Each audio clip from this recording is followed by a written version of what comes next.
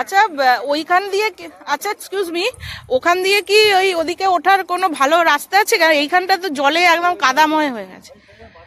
হ্যাঁ ওখান দিয়ে না, আচ্ছা ওদিক দিয়ে যাবো। তার এইখানটা একদম জল কাদা হয়ে গেছে, পুরো জুতো ফুতো সব ভিজে গেল।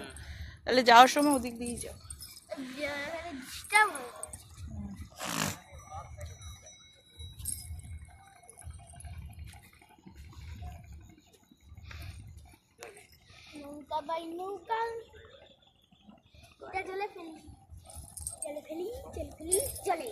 আবার কেন ওগুলো ফেলছিস বাবলু?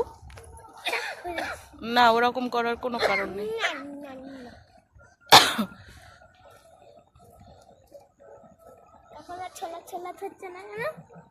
ওই তো জলের এটা আছে, স্রোতটা বেড়েছে ভালো। ওই দিকটা চল তো, ওদিকটা একটু চড়া মতো পড়ে গেছে, দেখেছিস?